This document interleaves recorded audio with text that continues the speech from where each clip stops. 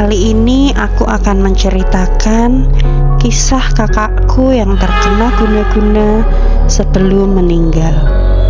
Namaku Sinta dan aku 2 bersaudara. Sebelum kakakku izin bekerja ke pulau seberang, sebenarnya orang tuaku keberatan. Mereka menyarankan untuk mencari pekerjaan di kota ini saja. Namun kakakku tetap bertekad untuk merantau ke pulau seberang karena dia sudah berjanji dengan kawan-kawannya. Ada 5 orang termasuk kakakku. Bagas nama kakakku. Kita panggil saja Mas Bagas. Mas Bagas sifatnya bandel dan susah diatur. Bahkan dia sering dicap playboy. Dia memasuki usia remaja nakal-nakalnya. Walaupun kepribadiannya kurang baik, Mas Bagas sayang kepada kedua orang tua. Setelah mengantar keberangkatannya di pelabuhan, ibuku menangis karena khawatir dengannya.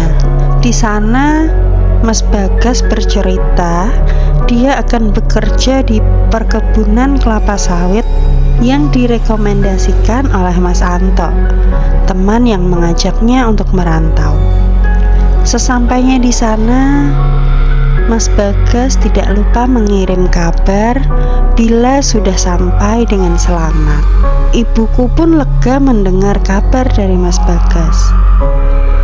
Setiap hari, Mas Bagas mengirim pesan kepada ibu tentang kegiatannya di sana. Dia juga bercerita mengenai pekerjaan yang ia jalani dan juga tentang mes tempat tinggalnya. Tak terasa sudah 6 bulan Mas Bagas bekerja di sana. Namun tiba-tiba saja Mas Anto memberi kabar bila Mas Bagas sakit dan harus dibawa ke rumah sakit terdekat yang tak jauh dari tempatnya bekerja. Mas Anto menjelaskan kondisi Mas Bagas seperti koma yang tak sadarkan diri. Kami sekeluarga pun merasa khawatir mendengar keadaan Mas Bagas. 3 hari berlalu, Mas Bagas yang dirawat di sana masih tak sadarkan diri. Malahan kondisinya semakin memburuk. Setelah berdiskusi dengan keluarga besar, orang tua pun meminta kepada perusahaan tempat Mas Bagas bekerja untuk mau memulangkan Mas Bagas karena kami ingin merawatnya sendiri di kota ini. Untungnya perusahaan menyetujui, bahkan mau mengganti semua biaya perjalanan pulangnya. Ketika Mas Bagas sudah sampai, kondisinya memang sangat mengkhawatirkan. Badannya kurus sekali. Aku kasihan melihatnya. Anehnya, setiap jam 1 malam pasti dia tiba-tiba teriak kesakitan. Kedua tangannya memegang kemaluannya sambil dia merintih berkata, "Sakit." Padahal kalau pagi sudah tiba, kondisinya kembali seperti koma. Dia tidak bergerak sama sekali.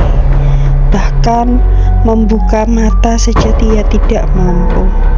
Dan anehnya, dokter pun seakan tidak mengetahui penyakit apa yang dialami Mas Bagas. Hari berganti hari. Kondisi Mas Bagas semakin kritis.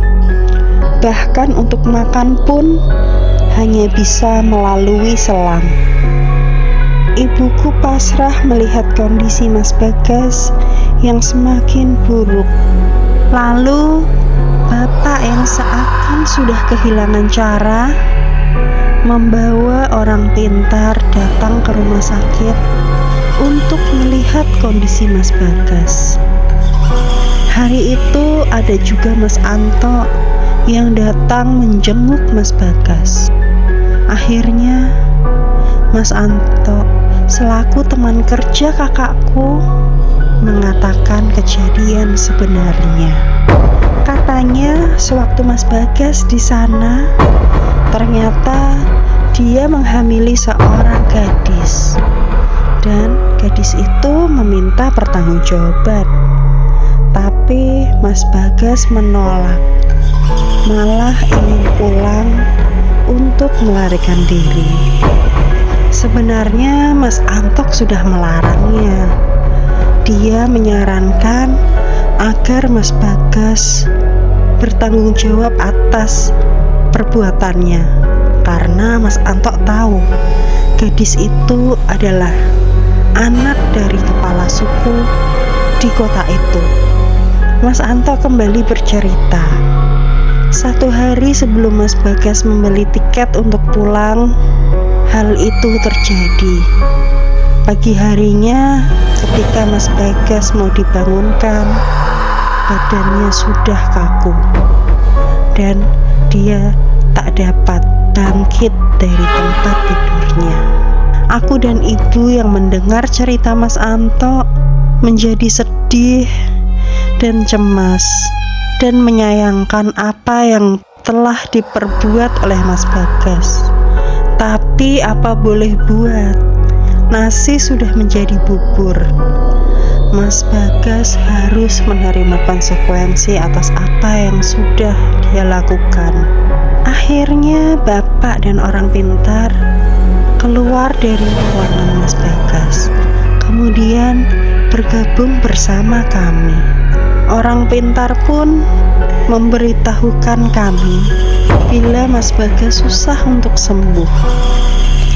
Kata orang pintar itu, sukma Mas Bagas sudah diambil oleh orang pintar di sana. Jadi dia tidak bisa pulang. Orang pintar itu pun menambahkan, dia takut untuk ikut campur karena bisa mengancam nyawanya sendiri. Orang pintar itu lalu berkata, bila ingin Mas Bagas sembuh, orang tuanya harus ke sana untuk mengambilnya sendiri dan meminta maaf. Karena alasan biaya, pihak keluarga kami pun tak mampu untuk ke sana dan meminta maaf langsung kepada keluarganya. Akhirnya kami hanya bisa mengikhlaskan dan membantunya dengan doa-doa. Tapi sayang, seminggu setelahnya nyawa Mas Bagas tidak tertolong. Kami semua merasa sedih karena tak bisa membantunya. Tapi mau bagaimana lagi? Ini semua konsekuensi atas apa yang sudah diperbuat olehnya sendiri.